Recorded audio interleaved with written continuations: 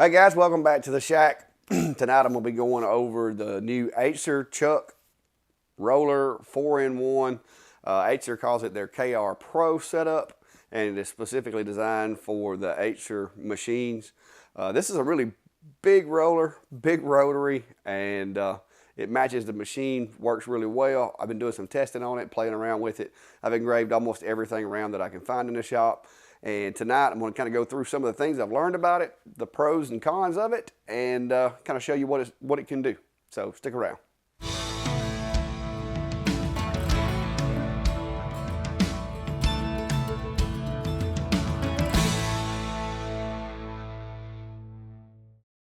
All right, guys, so first off, as with any chuck or any roller, I couldn't go without doing a tumbler. I've played with a few tumblers, and as always, circles are still not your friend when it comes to tumblers. You have the optical illusion that comes with it being on a cylindrical object, as well as when you have a taper, there's going to be some variations throughout the engrave. The machine gives you every possible way to adjust to try to offset that, but it's just a matter of geometry, and those issues are going to exist. Now, I have learned to kind of adapt the image to get it to where, because I don't really care about the optical illusion of it not being a circle, but I do like to be able to measure it and make sure that it is a circle. So I'll kind of show you and tell you how I go about doing these guys. And this is one of my tumblers that I've done, and I'm trying to get the light to hit it just right. But this, on this side here, this is without any deviation from the file. I burned it as is, okay? Well, then I turned around once I did that, and I didn't like the fact that it was a little bit oval. There was like maybe 2 or 3 millimeters difference in the width of the image when it burned. So I added a couple of millimeters to the width. All I do is you unlock the image and just add the width, change it a little bit just to make it to the right width to where when it does kind of compress it a little bit because of the taper, it's still relatively close to being a perfect circle. And so that's what I come out with on the second one.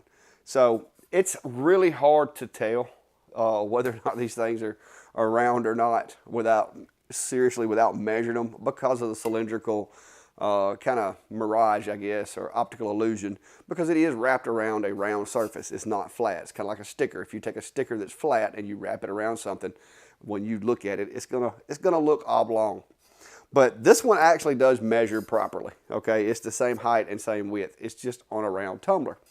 But one way to kind of mitigate that and avoid as much of that as you can as far as the taper is not to use the cups that have a, taper like this. This one's not terrible, but that little bit of taper actually does make a difference, and it will kind of compress things and just make it look a little different.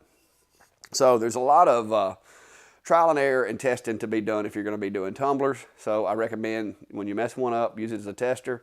You can also wrap these things in blue painter's tape and use them over and over just to test your shapes. As long as you have like if you're doing tumblers this size, keep this guy and put some painter's tape on it or hit it with some spray paint and just keep it, so you can use it to mark a line to verify the shape is going to be the way you want it. So my buddy Steve, I know y'all know Steve, and Steve decided he wanted to engrave a wooden egg with his new chuck that he had the other day, and so I couldn't let that go.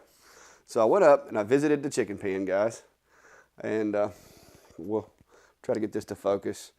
And so I made myself some Easter eggs. These are actual eggs from a chicken. These are not wooden eggs, Steve. These are the real deal.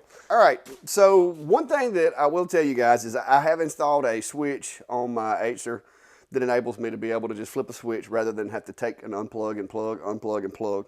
And of course my enclosure is big enough that I have storage underneath for the rotary, the chuck, and all the accessories that go with it.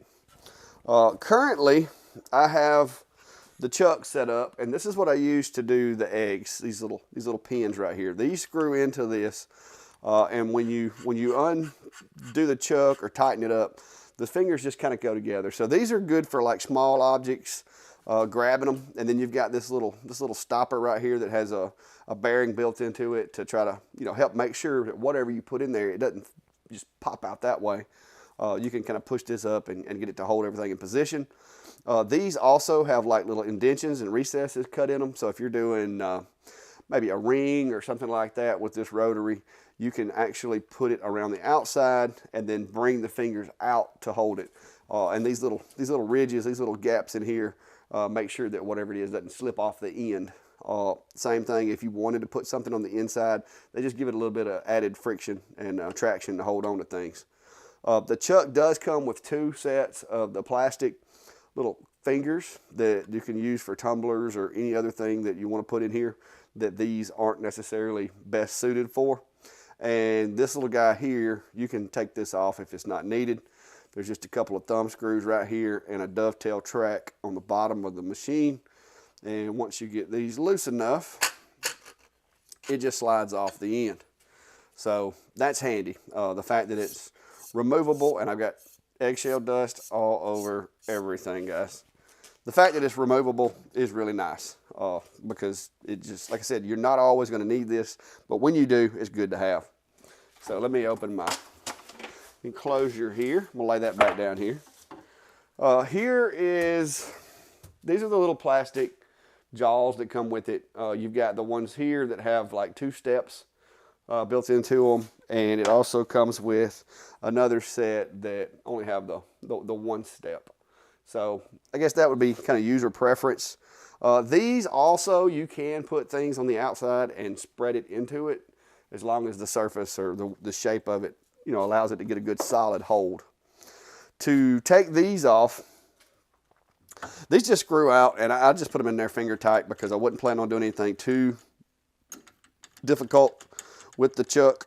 But once you take these guys and you unscrew these, all you've got to do is take one of your plastic pieces, and then there's 2 screws come with them, and you just put them into the little brass part right here that goes in and out as you adjust the knob. All right. One cool thing about this one is too, I like some of the ones on the market that, you know, you have to take tools, you have to take it apart to be able to do, flip something up on its side or turn something over. With this one, you have the free range of motion, 180 degrees. You can go from one side all the way to the other. It has this cool little gauge right here, which appears to be pretty accurate the way they've got it on there. And then on the other side, you've got a rather large, easy to grip, kind of tension nut that when you tighten it up, it keeps the machine from moving and holds everything sturdy. So that's going to be it right there. And I've got pretty good sized hands, and sometimes these little knobs are a little difficult to like grab and turn and put any pressure on, but not this one, guys. It's really heavy, it's really sturdy, and it doesn't appear that, you know, under normal conditions, you're going to have to worry about breaking that. It has a rather large bolt that goes into there, and so I don't see where, you know, unless you just get crazy with the tensioning, I don't think there would be any problems with it breaking or snapping off or anything. The plug is right here. It's easiest accessible with it in this configuration. I did find that out. If you have it tilted up, it's hard to get to the plug, so you may want to store it in this configuration so you can get that off and put it back on easier. The setup also comes with a roller, and it's actually a pretty sizable roller. Let me grab a measuring tape here, or a ruler. And just to give you guys an idea, this thing from one end to the other is right around 11 inches. Okay, the roller capacity, the padded part of the rollers is 7 1/4 roughly, a little over 7 1/4. So as far as the friction pads on the rollers, you're looking at 7 1/4. And you can offset these rollers. Looks like the last hole on this one is going to give you about, from inside to inside, about 1.5 inch valley or spread inside here.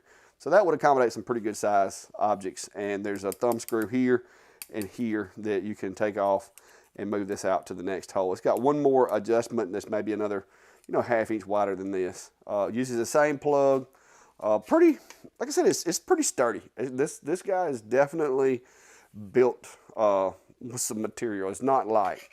And so far, haven't had any problems with it. The only problems I've had with the setup is that I'm terrible at math. And so calculating some of the angles and calculating how much to increase the graphics can be a little challenging for us mathematically challenged. But other than that, guys, it works great. No complaints. The tumbler turned out nice. Like I said, I have finally dialed in the settings to do tumblers. The eggs, that was fun. And it just goes to show you that there's really no limit to what you can put in this thing. If you can figure it out to get it in there, you can engrave it. Now, there are going to be some distortion based on the shape and size, so you're going to have to overcome that. But there's a lot of good videos out there that kind of tell you how to go about doing that and would assist you in coming up with a good image. So before we go, guys, I'm going to set something up in here. I want to at least let some of you guys, I know you've been waiting to see it in action. So I'm going to get something, I'm going to set it up and get it ready to run, and I'm going to let you see this thing in action. All right, guys, so I decided just to do one of these blue tumblers, and I'm going to go ahead and give you a little disclaimer. Blue and white are probably two of the worst possible colors that you can do with tumblers. Okay, and I haven't done a power test on this, so I'm just going to knock a little speed off of the power test that I did for the 10s, and we'll go with that, and hopefully that'll be where it needs to be. But I'm just going to do a quick design on this, but I want to show you there is a couple of steps that you have to take with the chuck. First of all, there's some settings in Lightburn that you have to set up.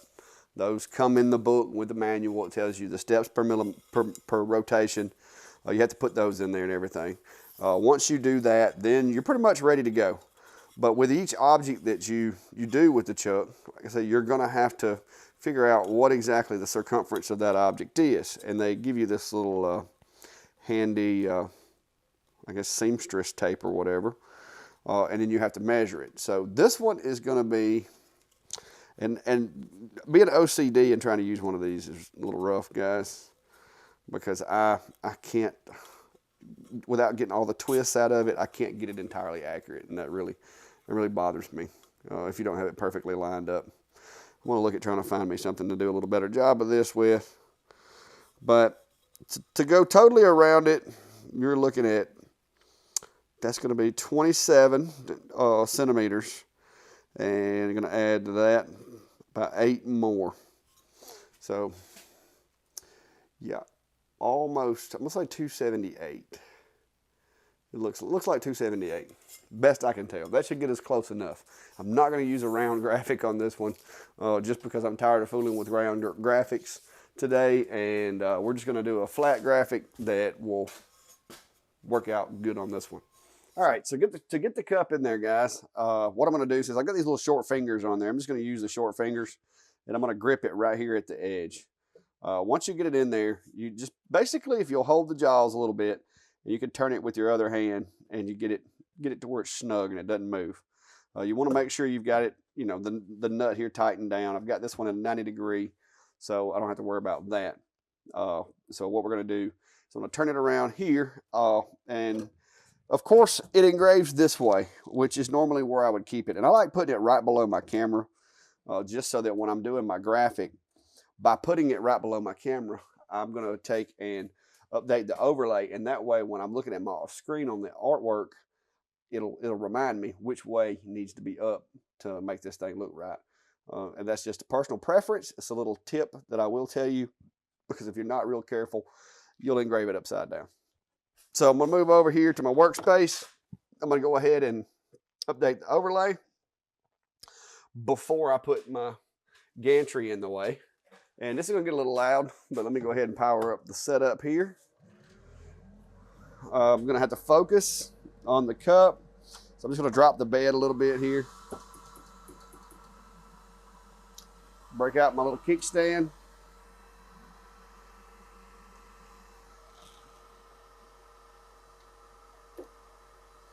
There we go. That's focused. I'm going to put this in the center of that flat spot right there at the highest peak of the tumbler. One thing that I will tell you is you got to be careful with the, if you look right there, the little chuck parts, if you go too high up, you will actually collide with them. So you want to make sure that your graphic's not toward the top. So I'm going to move my graphic down just a little to get right on the edge of the bottom there. All right, so on this one, I'm going to slow my speed down. I've been running about 130, but with it being blue, I'm probably going to slow that down to about 110 and run the same settings, 200 LPI and 100% power. So we'll see how that does. Now, when I'm doing these tumblers, I do run just a little touch of air assist. Not a lot, but that's just to kind of keep the debris cleaned off of it, so I get a better image with less interference from ash.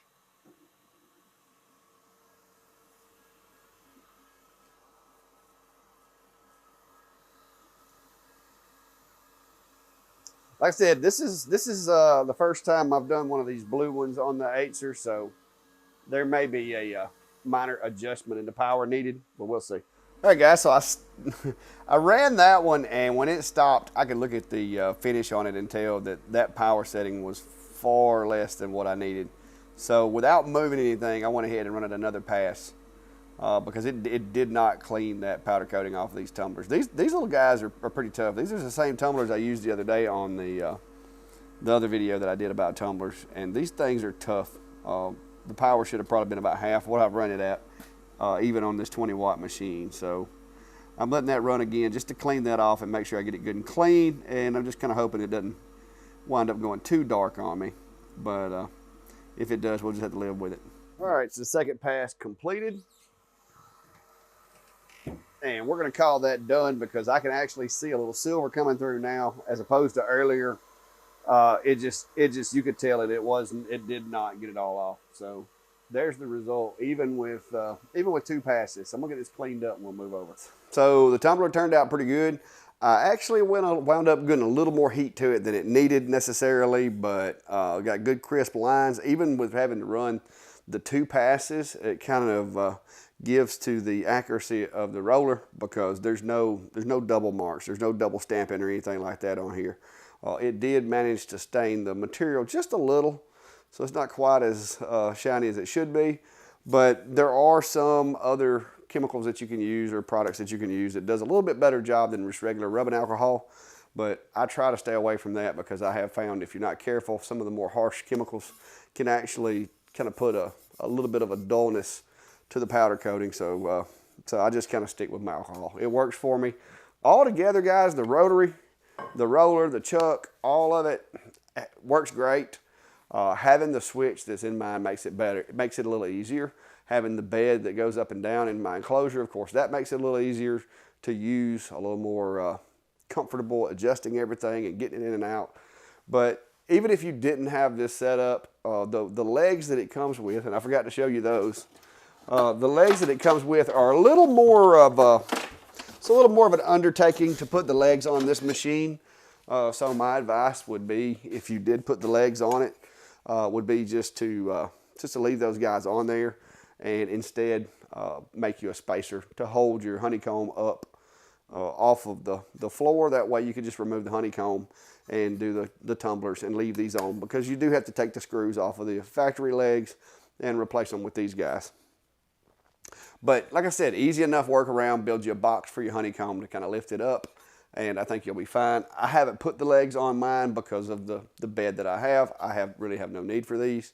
But for someone who was going to be doing, tumblers on a regular basis, changing out 12 screws would be a bit of a hassle.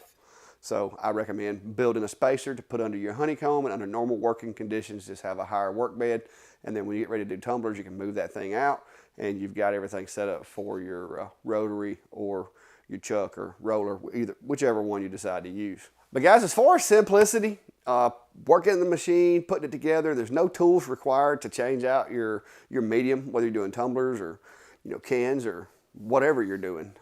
There's not really any tools required. Now, if you start to change out the fingers on the chuck, you do have to grab the Allen wrench and take those. There's 2 screws in each little finger. Take those out and change those. But for the most part, to adjust the size, to take a tumbler out, put another tumbler in, you don't have to have any tools or special skills.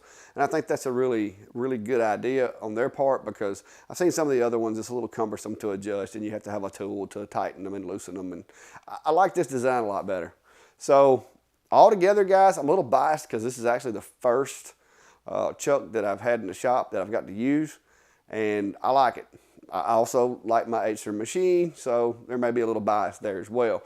But the size of this thing, the sturdiness, the thickness of the material, the weight, it just seems like it's built like a truck, and it's just a little sturdier, and I don't see any issues with it. I mean, the stepper and the belt are pretty much the only things that I guess could go wrong, because everything else is just so robust.